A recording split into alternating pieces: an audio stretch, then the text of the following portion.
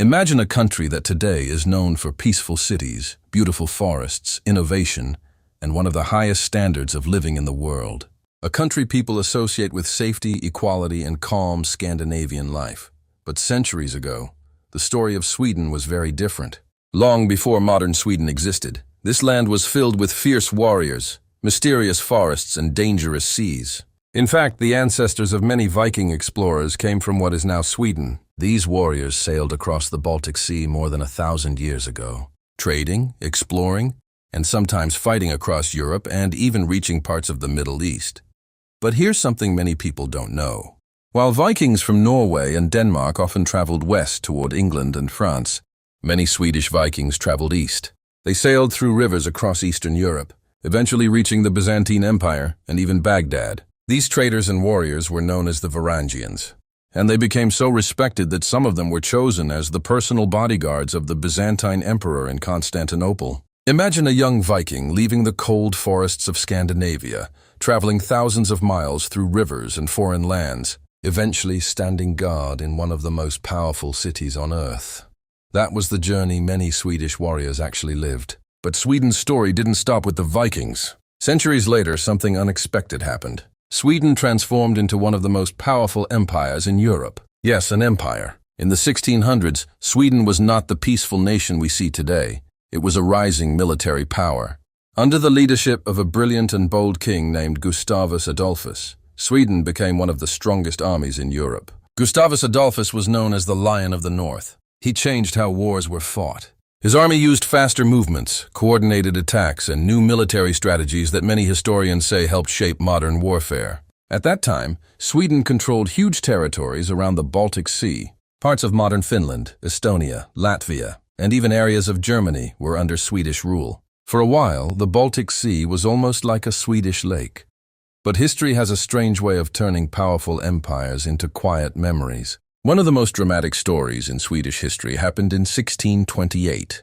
Sweden had built a massive warship called the Vasa. It was supposed to be the most powerful ship in the Swedish Navy, decorated with hundreds of sculptures and carrying dozens of cannons. Thousands of people gathered in Stockholm to watch its first voyage. The ship slowly began sailing away from the harbor, flags waving, crowds cheering. But only minutes later, disaster struck. A strong gust of wind hit the ship.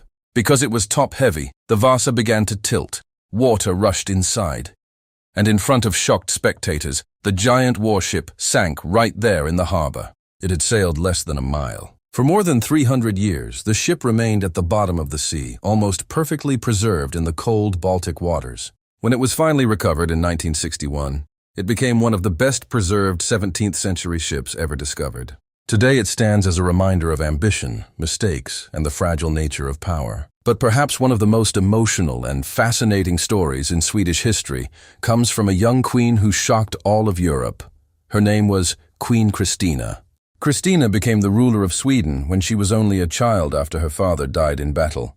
As she grew older, she became known for her intelligence, curiosity, and unusual personality. She loved philosophy, art, and science, and she invited scholars from across Europe to her court. One of those scholars was the famous philosopher René Descartes. But Christina was not interested in living the traditional life expected of a queen. She refused to marry despite enormous pressure from nobles and foreign leaders. People across Europe wondered what she would do. Then something happened that shocked the entire continent. At the age of just 28, Queen Christina made a decision that almost no monarch had ever made voluntarily. She gave up her throne. She stepped down as queen, left Sweden and moved to Rome, where she spent the rest of her life studying art, philosophy, and culture. Many people at the time could not understand why someone with so much power would walk away from it. But Christina believed freedom and knowledge were more important than a crown. Her story still fascinates historians today because it shows how different she was from the rulers of her time. But Sweden's path after its empire years was not easy. In the early 1700s, Sweden fought a massive conflict known as the Great Northern War. Sweden's young king, Charles V, was a brilliant but extremely ambitious military leader. At only 18 years old, he led his army into battle against several powerful countries at once. For a time, he won stunning victories that surprised all of Europe, but eventually the tide turned. After years of war and exhausting battles, Sweden lost much of its empire. The once dominant Baltic power slowly transformed into a smaller, quieter kingdom. Yet this defeat changed Sweden in an unexpected way. Instead of continuing to chase military power, Sweden gradually focused on building a stable society, education, trade, and innovation. Over the next centuries, it moved away from war and toward diplomacy, welfare systems, and social development. And this transformation is one of the most surprising chapters of Swedish history. A nation that once ruled territories through military strength eventually became one of the most peaceful and socially progressive countries in the world. Today, Sweden is known for global companies, technological innovation, environmental leadership, and a high quality of life. But beneath that modern image lies a dramatic past filled with Vikings, empires, shipwrecks, bold kings, and a queen who chose freedom over power.